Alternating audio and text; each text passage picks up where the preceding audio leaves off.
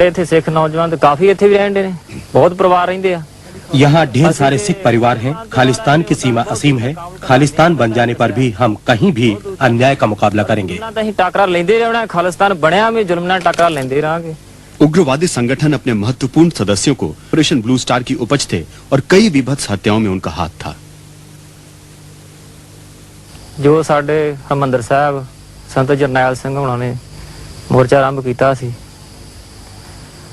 ਉਹਦੇ ਵਿੱਚ ਅਸੀਂ ਵੀ ਕਾਫੀ मतलब ਜਾਂਦੇ ਰਹੇ ਜਥਿਆਂ ਦੇ ਵਿੱਚ, ਸੰਤਾਂ ਦੀ ਸਾਧ ਸੰਗਤ ਕਰਦੇ ਰਹੇ, ਉੱਥੇ ਕਾਫੀ ਪ੍ਰਚਾਰ ਸੁਣਦੇ ਰਹੇ ਅਸੀਂ ਸੰਤਾਂ ਮਹਾਂਪੁਰਸ਼ਾਂ ਦਾ। संत जरनैल सिंह ने अमृतसर के हरमिंदर साहब में एक आंदोलन की शुरुआत की थी। मैं वहाँ अक्सर उनके प्रवचन सुनने जाता था, वहाँ सेवा करता था। संत ने कहा था कि अगर सरकार समझौता नहीं करती है और हरमिंदर साहब पर हमला करती है तो तुम जरूर जवाब दो, किसी को छोड़ो मत। उसी समय खालिस्तान पैदा हुआ। साहब पे अटैक करे तुसी कोई भी इत्थे गुल्ली घर नहीं छड़ना। उदो साडा समझ लो कि खालिस्तान का निशाना उठ गया।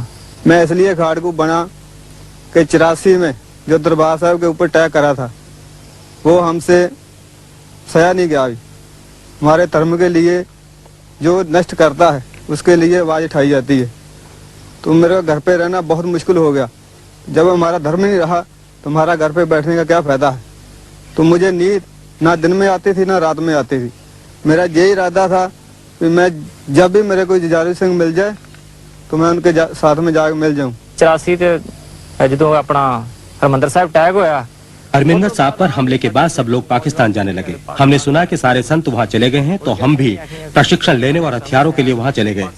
हमने लौटकर दुश्मनों का मुकाबला करने का फैसला भी किया। फिर अपन कोई शस्त्र लेके आन के फिर इधर दुश्मन नाल टाकरा करांगे। एक्शन परफॉर्म करना सी, जालम दुष्ट सी जड़ा मतलब सिख लड़कियां दी बेइज्जती करदा सी।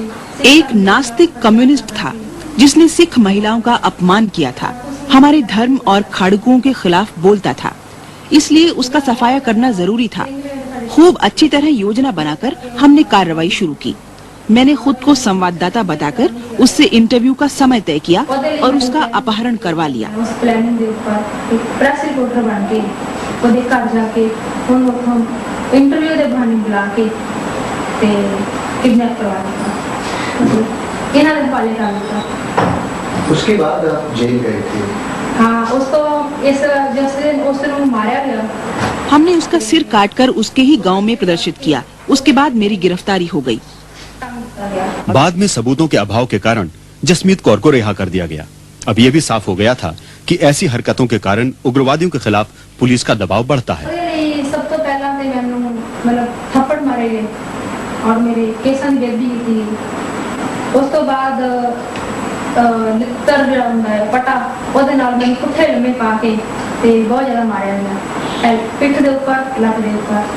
पहले तो मुझे थप्पड़ मारे गए, बाद में एक तख्ते पर लिटाकर मेरी पीठ और गर्दन पर डंडे बरसाए गए। मैंने तब भी उस कम्युनिस्ट के खिलाफ कार्रवाई के बारे में कुछ नहीं कहा। फिर उन्होंने मुझे कलाइयों से लटका दिया। मैंने तब भी जुबान बंद रखी।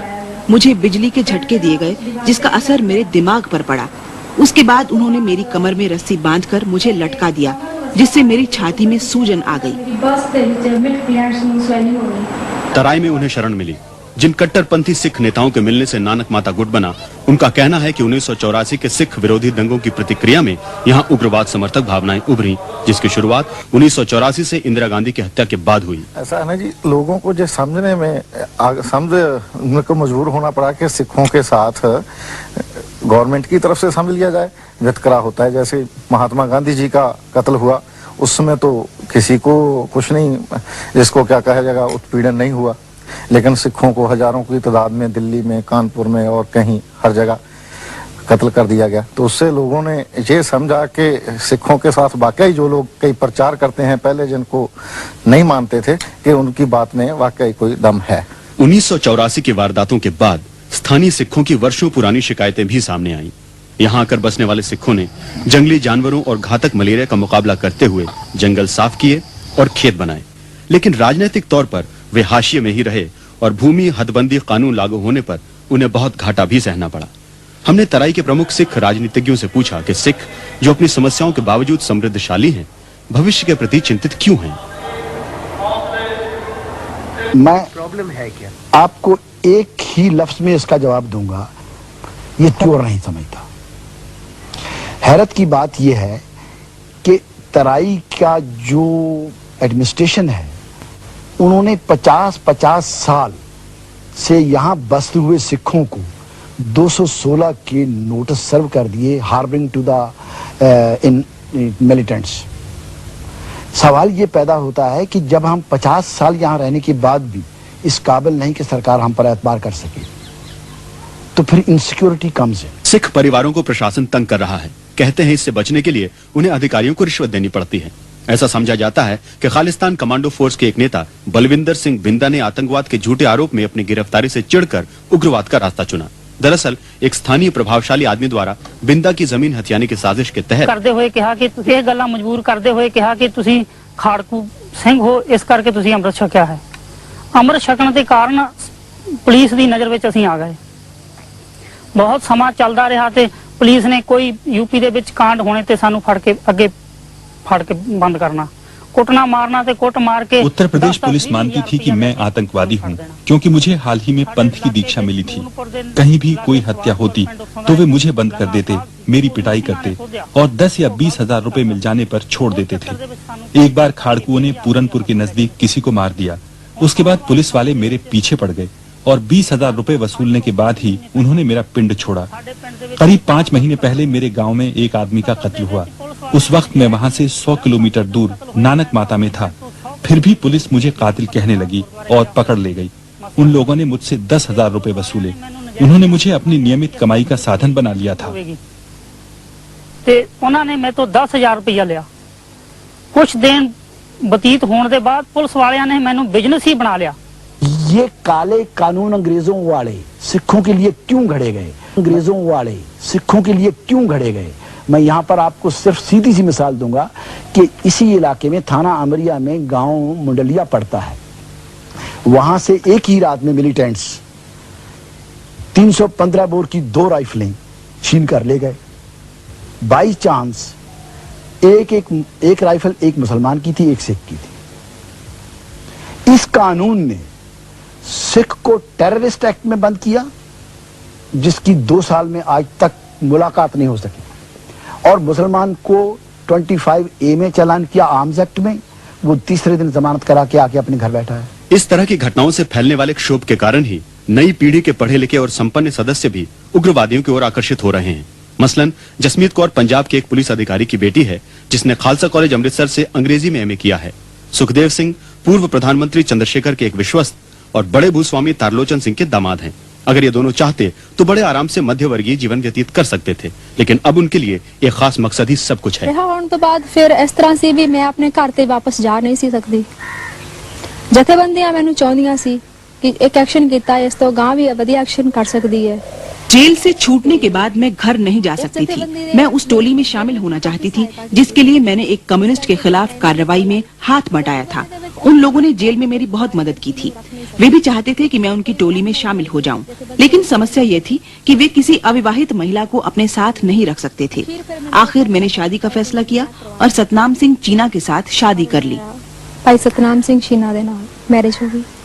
के जो बच्चे हैं, 2 बच्चे और आपकी पत्नी, उनने क्या कहा था? उनने यही कहा था, जब अब शहीदी के लिए जा रहे हैं तो नेक ही काम करना, जाके गद्दारी ना करना, अच्छा ही काम करना, जो भी करना है। कभी रोकने की कोशिश नहीं? कभी रोकने की कोशिश नहीं करी उन्होंने। जिंदगी कली फुल्लां दी सेज तां नहीं हुंदी, कंडियां दे ऊपर भी तुरना पैंदा है। जद कि साडी कौम ने हमेशा ही फुल्लां नूं छड्ड के कंडियां नूं अपनाया है। जिंदगी सिर्फ फूलों की सेज नहीं है, आदमी को कांटों पर भी चलना पड़ता है। जब हमारे अपने लोगों ने फूलों को छोड़कर कांटों को चुना है, तकलीफों को अपनाया है, जब आम सिख भी इस रास्ते पर चल रहा है, तो मुझे नहीं लगता कि मैंने कोई बड़ा त्याग किया है। जब मैं कोई अपने खास अपने सुखा नूं ऐशा नूं छड्डिया। लोगों में पुलिस विरोधी भावना के कारण उग्रवादियों को अपने लिए सुरक्षित घरों, सूचना केंद्रों और रसद के भंडारों का व्यापक जाल बनाने में बड़ी सहूलियत हुई है। इनमें से किसी भी जगह का कुछ घंटों से ज्यादा इस्तेमाल नहीं होता। जगह बदलने के दरमियान ही कभी कभी वे लोग कुछ चुने हुए फार्मों पर भी जाते हैं। दहेज, शराब और धन के दिखावे पर सख्त पाबंदी के कारण उग्रवादियों, खासतौर से चीना गुट के ढेर सारे हमदर्द बन गए हैं। कुछ लोगों को उग्रवादी ऐसे लगते हैं मानो वे खतरे में पड़े एक धर्म के हथियारबंद रक्षक हों। हिंदुइज्म की ये थ्योरी रही है कि अपनी विशालता में हर पैदावार होने वाले समुदाय को या मजहब को या किसी आइडियोलॉजी को अपनी आइडियोलॉजी में मिलाकर डिसॉल्व कर दिया जाए।